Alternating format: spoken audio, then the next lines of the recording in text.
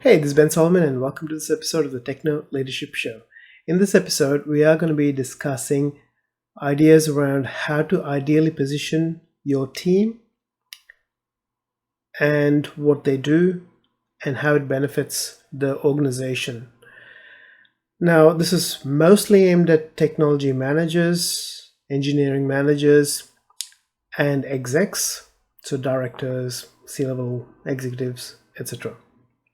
But senior professionals and junior professionals will get some idea about how to, in your roles, also position the whole team as something that's adding value consistently to the organization. So a lot of things, the perception that is around engineering teams and technology teams in an organization that is not a technology organization. So for example, if you're not in a SaaS company, you're not in a specifically civil engineering company, specifically electronics engineering company, but you have a section of your company that employs a department of engineers, electrical engineers, electronics engineers, control engineers, whatever it might be, the value proposition that the bigger leadership team of the organization and your colleagues from other departments see is very different. You might feel like your role is crucial for the whole organization to work, and it may be true. Like in a IT department in almost any organization is fundamental for everything to work, for the business to even exist in today's day and age. Yes, there are some businesses that don't really need it, but I'm saying in most cases, having an internal IT team is a beneficial aspect that can work as a multiplier for the value that can be produced for your clients if it's there. But the thing is that we as technology managers, leaders, and even technology professionals don't always promote that aspect of it. It looks to the leaders in the organization and people in other departments that we are there just to fix issues. And so what does tend to happen is, especially those in the financial side of things, tend to go, why are we spending so much money on the IT department or IT for the company or technology for the company, without understanding that everything else depends on it. And we might say, yes, we need this infrastructure, we need this backup system, we need all these other, DR for, redundancy, all of that.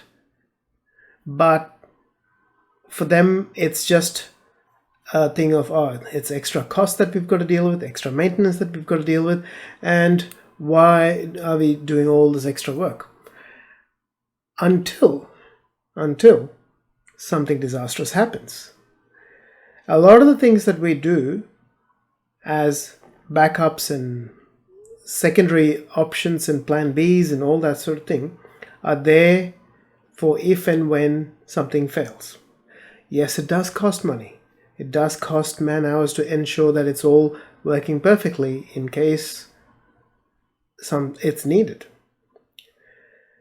But when everything's ticking along, people don't see the value of it and think that we're wasting time doing it all and money doing it all.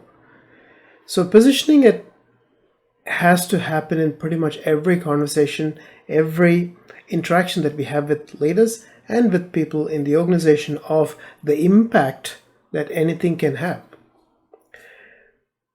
And this means, when talking to people who've come for, let's say, just a help desk job for something to be fixed, you can ask them questions around, do you know of anyone in your department or area who's also having this sort of issue? And they might be going, not really, but why'd you ask?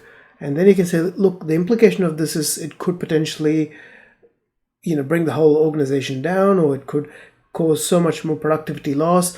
And we are trying to proactively, now that you've presented yourself with this problem, we want to proactively ensure that that doesn't happen so that you can continue on doing work without being affected.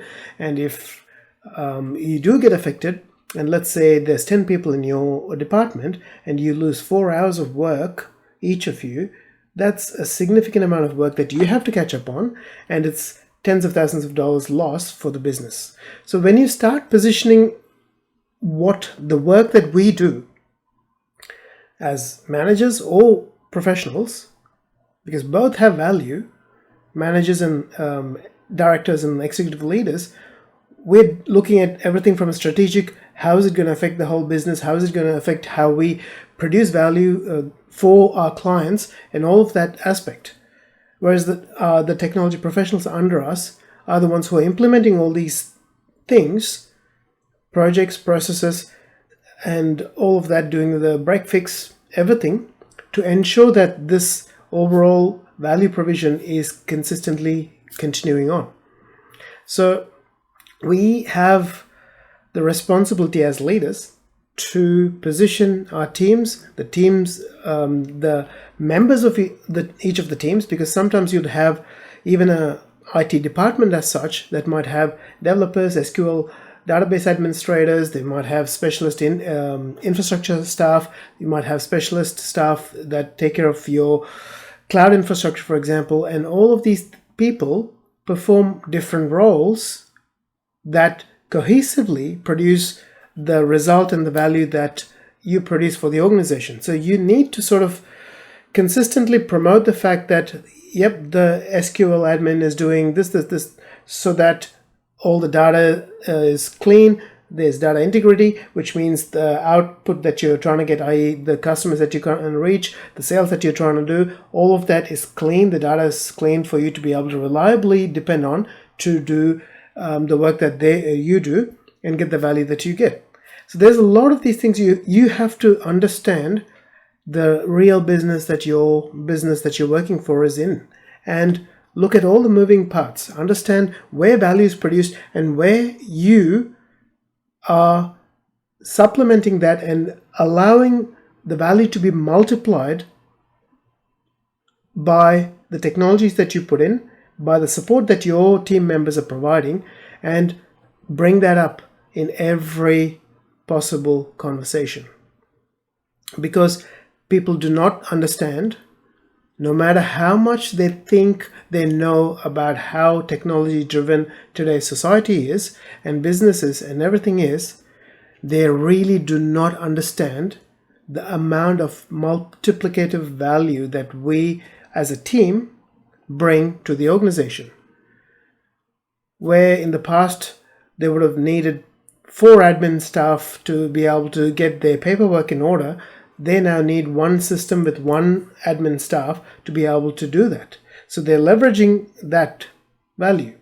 And then it might have needed 5 salespeople with 5 sales support staff to be able to provide all the quotations, all the other things needed. But now with the system that you have in place, you can have just 5 sales staff with 1 sales support staff doing all of that work. So again, that's a multiplicative value that you're providing. And which means now if they wanted to increase their sales and have the ability to operationally provide the results, they can add more salespeople and have another 1 or 2 sales support people and multiply at a much better rate with more efficiencies and more effectiveness in the whole process. So these things need to be brought up. And any proposal that you put in for any project or any financial funding that you need for projects that you do and for your team, you need to highlight the value that you bring. Because the value that a technology team brings is very intangible in a lot of senses, but it is only noticed when that is taken away. And a lot of organizations, they believe that they can outsource everything to a managed service provider. And yes, it does cut costs in the now, but they lose their competitive advantage over a period of time that they don't realize when they do it, but it's too late by the time they realize, and then they've pretty much destroyed a whole section of their business because they've lost the ability to internally innovate. Because someone who is employed by the company has the greatest desire to add value to the company. For a managed service provider, you're one of many clients. Whereas for someone who's working internally, and if you give them the space, the resources, and the opportunity, so that they're not like working 8 hours out of 8 hours just putting out fires, but they have the space to be able to explore, see what's out there, and bring in innovative opportunities into the company, they then become a driving force for innovation, but also for the ability of your company to be able to scale operations, scale your selling, and all aspects of that.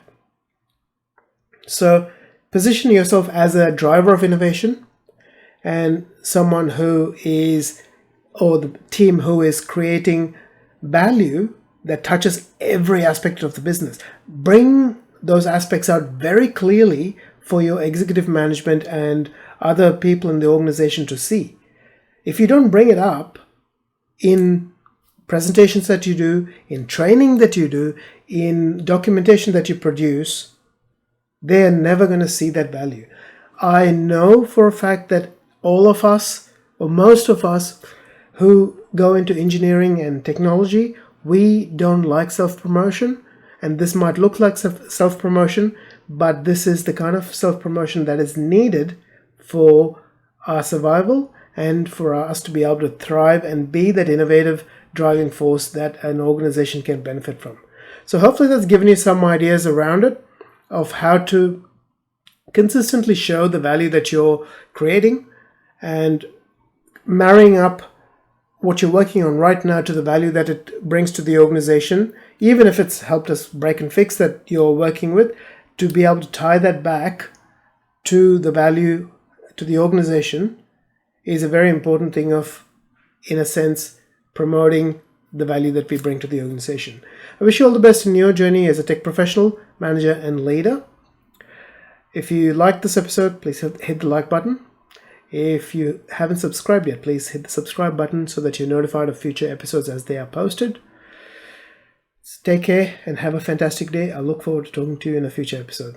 See you. Bye.